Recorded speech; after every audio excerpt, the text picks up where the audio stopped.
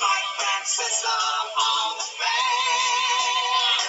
Sports Radio 66 and 101.9 FM WFAN. From the studios, broadcasting live, WFAN New York, and simulcast across the country on Fox Sports 1, this is Mike's on Mike Francesa.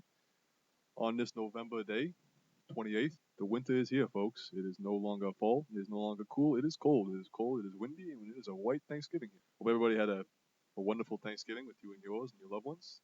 I know I did with Ro. We will today talk about Week 13. We are halfway through the week. We will talk about the week that was yesterday, as well as look forward the week, as well as look forward in the season. Talk about the Super Bowl, talk about the toilet bowl, have a few special guests with us here today, talk about all the football. And in studio today, we have an extra special guest, my good friend and my partner for 19 years, Chris Mad Dog Russo. Chris, how you doing, buddy? Michael, it is fantastic, absolutely fantastic to be here. It's been a while since I've been on a program. You know, we've lost touch over the years, but I'm glad you had me on this Thanksgiving. Happy Thanksgiving to you. I hope you had a wonderful day yesterday with the family. How was your Thanksgiving, dog? What'd you do? I was just at home. We had some relatives over, a couple of cousins. I'm sure Ro cooked up a nice feast for you, Michael. You go back for like seconds, thirds, fourths, maybe even fifths. Late night sandwich. A little late night sandwich, dog. A little late night sandwich had some turkey and gravy and potatoes at around 11 o'clock. I can see it in your belly there, Mike. I can see it. I mean, you look like you had a good time yesterday. That's for sure. Ro and I decided to do something special this Thanksgiving. In the holiday spirit, we decided to have over the McMahon. McMahon is one of my favorite people in the world. Aside from you, is one of the people I love most in this business and in this world. So we had Minko over for Thanksgiving. Sometimes he spends it by himself. He is weird like that, but we had him over. The Thanksgiving spirit, Ro and I did. That's what we do.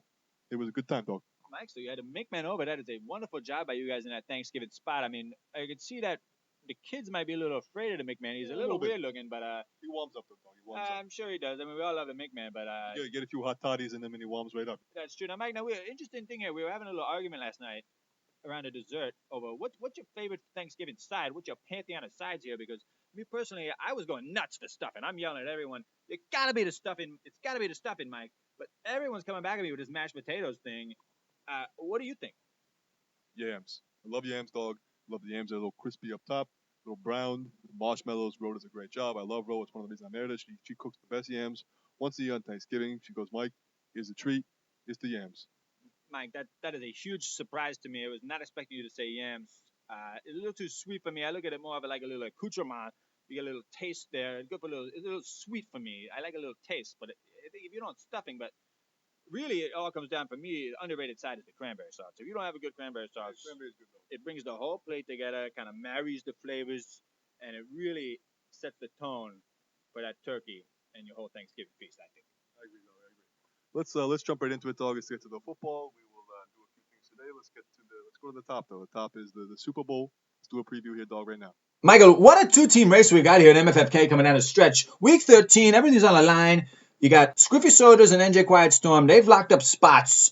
These teams are going to the playoffs. They're going to be on opposite sides of the bracket. They're on a collision course. Two powerhouses. Squiffy's won 9 in a row. Storm's won 8 and 9. Could have won 9 in a row himself, except for that 0.2 loss he had against Keeps a few weeks back. But man, both these squads are just taking it to the rest of the league, and it's going to be hard-pressed for anyone else to compete for the title. What are your thoughts on these two big squads here? Dog, these two teams are clearly the best two teams in the league. They are phenomenally well-run. They got great rosters. They're doing a great job. But I want to talk about something that you mentioned right here. Keeps. Dog, there are two things in this league that are required to win championships. One, drafting good players. Keeps did a great job.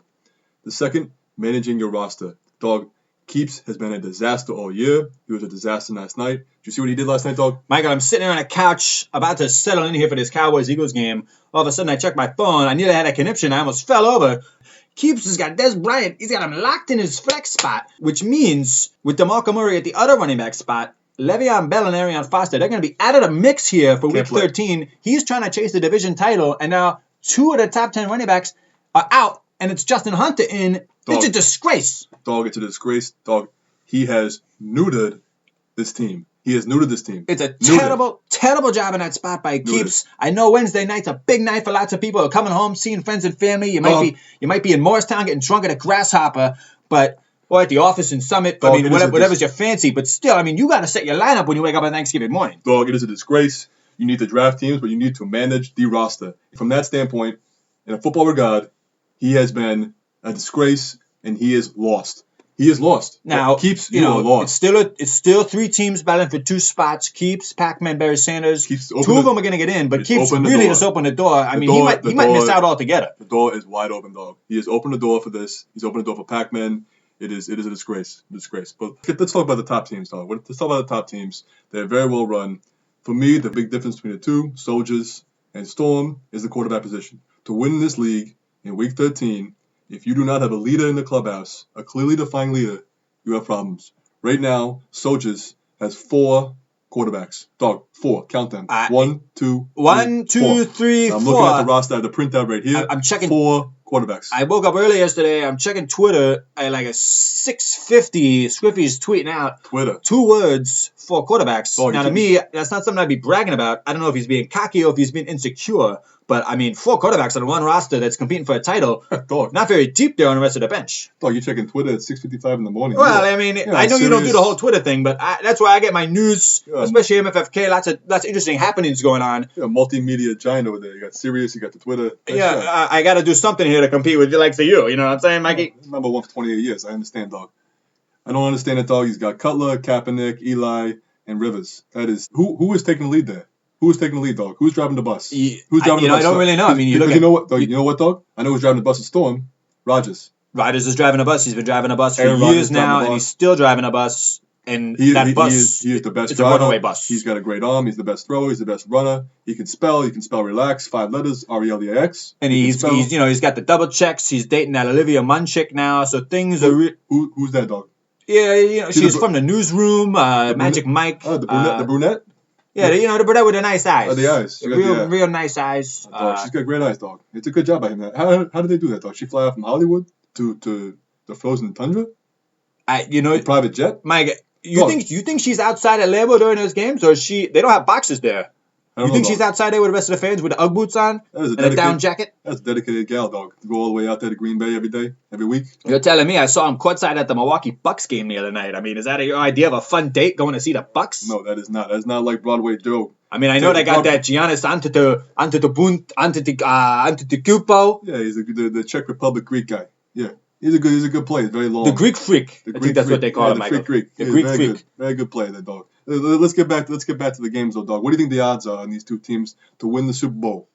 To win the whole kit and caboodle, the big shebang. What are the odds? Soldiers, Storm, odds to win the big bowl. I think you got to say they're at least about even odds right now. Probably 2-1 each team. 2-1. You know, as much as we might disagree with Scriffy's quarterback strategy, you can't discount what he's done over the league the past 5 years. I think you still got to give him the edge. Great manager. If anyone can balance four quarterbacks, it is Scriffy. And Scriffy did not win last year, even though he was the best team by far. So, he's hungry. He's hungry to get that title. Storm's going to have to take him down if he wants to beat him. Once you get into those playoffs, could be a little tricky. You never know what's going to happen. But, I mean, I think everybody wants to see these 2 meet in the finals. And hopefully we get the matchup that everyone's been waiting to see. I agree, dog. I agree. All right, with that, we will go to our weekly report, the Commissioner Report, Mark Susko. Mark Susko, the Commissioner. We will give him a call. It's our weekly segment. We'll give him a call. He's coming up next. The Commissioner Report, as always, brought to you by Adorama Camera Stores. More than a camera store, dog. More than a camera store. You can visit them on 17th Street or go to goadorama.com.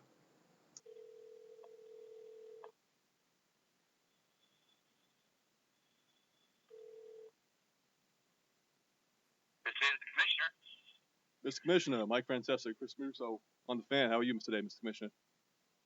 Hi, Mike. Thanks for having me. I'm doing well. Now, Michael, it's a very exciting week here, the final week of the season. A lot of big matchups. Just pretty much talk about the general excitement here as we go into week 13. A lot of playoff matchups on the line, seedings on the line, the toilet bowl implications on the line. How exciting is this right now? What time of the league is it? Oh, I mean, it's fantastic. Obviously, the 3 games yesterday were great. And yeah, as we kind of walk down the stretch, it's getting very excited for the week. Which games were you watching, Mr. Commissioner? Which games were you watching? All the great games. Which one are you watching? We ate dinner around 4, so I got to see the Lions Bears and a little bit of the second half of the Dallas Eagles game, which was great.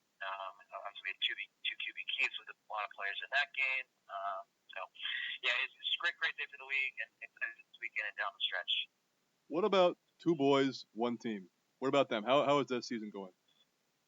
I think they're struggling. Anytime you have a new owner, new new owners coming in the league. This is our first 200 team.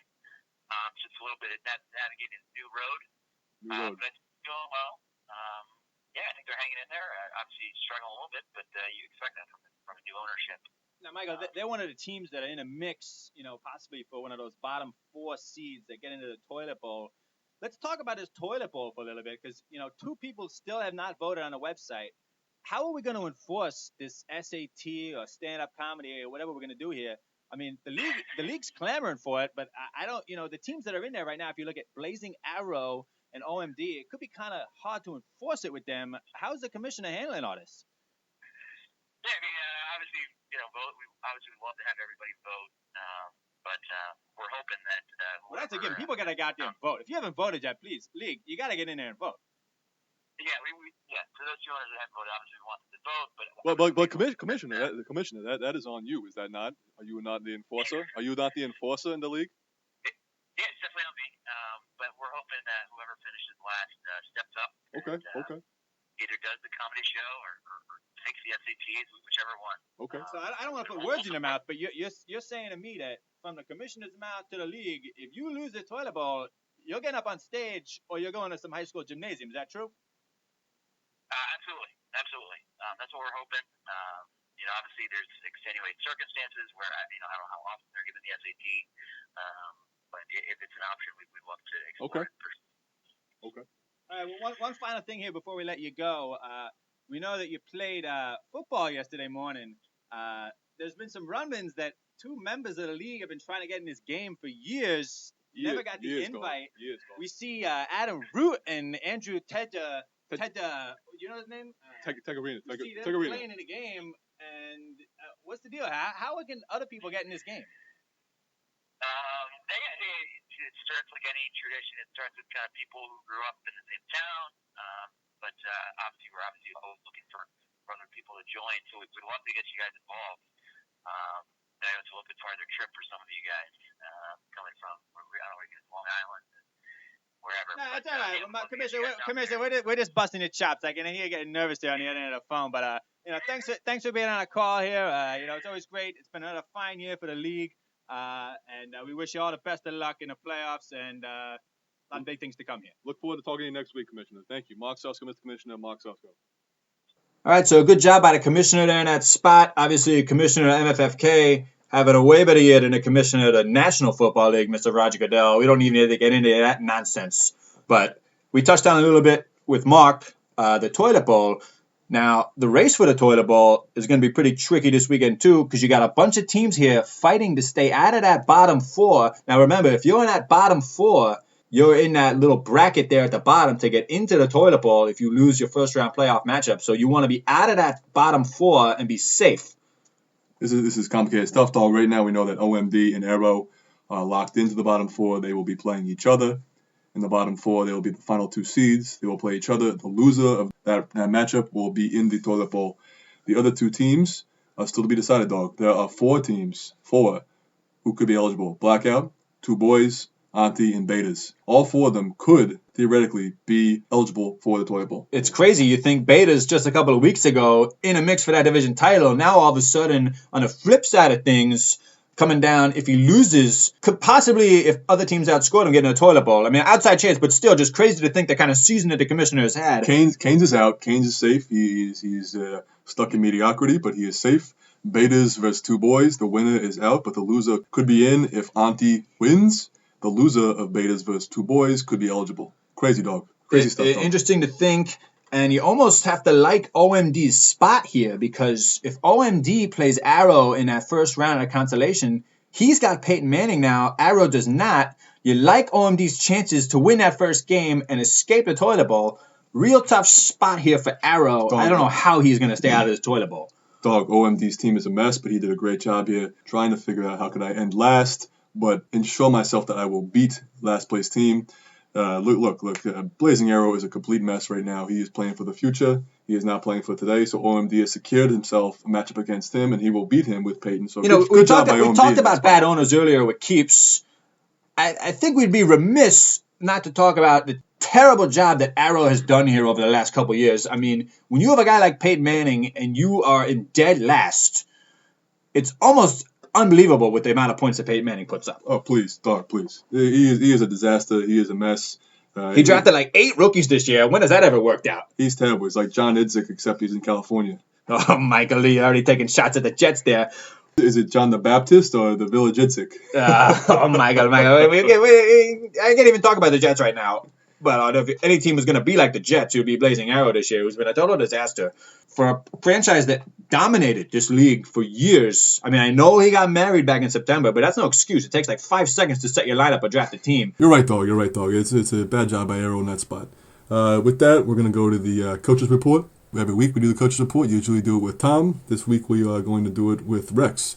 The Coaches Report is brought to you by Ray Catino Autos. You take care of the car, we take care of you. Ray Catino. They got Lamborghinis, Range Rovers, Porsches, Lexuses. They got everything over there. Ray Catino, you take care of the car, we take care of you.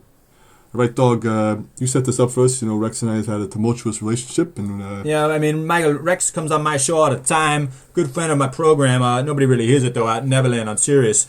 But, I pleaded with Rex. I said, look, Rex, it's Thanksgiving. I'm going on Mike's show. Me and Mike have made amends. Maybe I can get you two to build a little bridge together. We can cross that bridge as a group and then maybe bring this thing to a head. I like that, dog. I appreciate that. Let's give Rex a call. Folks, got Rex? All right. Rex, how are you? Mike Francesa, how are you today? Mike, good to be here. Thanks for joining us, Rex. Rex, let's jump right into it. We got a lot of Jets fans who are listeners here, disgruntled Jets fans, frustrated Jets fans, diehard Jets fans. But they want answers, Rex. It's been a tough season. It's been a tough team. What is going on? You've said multiple times that this team has talent. If the team has talent, why is the team not winning? Mike, it's a good question, but I'll tell you what. We got 5 games left. We're going to keep fighting. I know I'm not going to quit. I'm going to keep fighting. I'm going to play like a Jet and tell my guys to play like a Jet. Play like a Jet! The Jets are a joke! The Jets are a joke, Rex! What are we doing here, Rex? What is the plan? Rex, what is the plan? Rex, all right, we Michael, lost Rex. I think we lost him. We lost Rex. He already hung up the phone. Look, dog, I lost my temper, but look, if there's 4 things I can count on in my life, it's my paycheck, it's being number 1 in the ratings for 28 years, the beautiful family, it's McMahon, and it's the Jets stinking. The Jets are classless. They are a joke. I don't know what to say, dog. You bring up a good point. Everyone always says play like a Jet. What does that really mean? What does that even mean, dog? When you get to the crux of it, does that Jets mean... Nation. What is Jets Nation? There is no Jets Nation. There is no Jets Nation. Okay? I would like the Jets to be good, but they are not. They are a bunch of clowns. I don't know who's driving the clown bus. Probably Woody. Maybe Rex. Maybe Idzik. It's terrible over there, John. Terrible, though. Yeah, there's no ifs, ands, or buts about it. It's just terrible what they're doing over there. You know, dog, fighting with Rex is like fighting with Ro. It is, dog. It's like fighting with my wife. It's. I get emotional. I get frustrated. I feel like I'm trying to represent the fans here, and it's frustrating, dog. It's frustrating. It's like fighting with Ro. But last night Ro and I had a wonderful night. We cooked. We watched the 3 games. It was great. But she was getting on my case. She wanted me to help with the stuffing, with the yams, with the onion dish, or whatever. I just wanted. There's 3 good games on, dog. 3 good games. We got a little bit of tiff, but it was all right. Luckily, I took Timmy to the movies last night because I didn't want to do the dishes. Oh, what movie did you see, dog? We saw that To Kill a Mockingbird flick. Oh, yeah. It was all right. You mean Mockingjay? The Hunger Games? Oh, is that what it is? The Hunger Games. Yeah, dog. It's the Hunger Games. Well, I wasn't hungry last night after Thanksgiving. I was full. Dog, it's a series of books. It is very well written. I read it a couple of years ago. It is 3 books. They are splitting it into 4 movies to try and that makes sense there. I was looking for Boo Radley, and I didn't really know what was going on. All of a sudden, these kids are running around. The towns are blown up. I was lost. I started looking at my phone. I wasn't even paying attention half the time. Yeah, on the Twitter. Yeah. So it's a good book, very well written. We've had the authors on the show many times on the program. Good job by them. It's a very good movie. The guy who died a few years ago, but the drug with the overdoses. Oh, Louis Stevenson Hoffman. I think it's Philip, dog. I think it's Philip Seymour Hoffman. Oh, that's right, Philip Seymour Hoffman, a wonderful actor. Very talented actor. All right, dog. We're gonna have one more guest on the show here today. This is I don't know this guy too well. He is a writer for the Times in Grantland. He is a guest here. He does some metaphysical and societal commentary or whatever. And Chuck Klosterman. I'm gonna give Klosterman a call here, dog. And so let's give Chuck a call. Mike and Chris, absolutely great to be here on the program. Big fans for a long time. I know I was truly heartbroken when you guys broke up. Now, I want to talk about what this means for society, you two getting back together.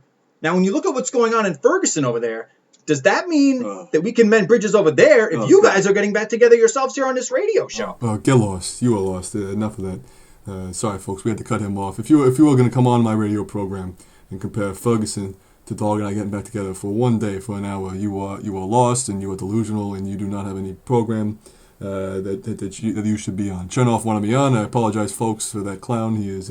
Michael, what's he even talking about?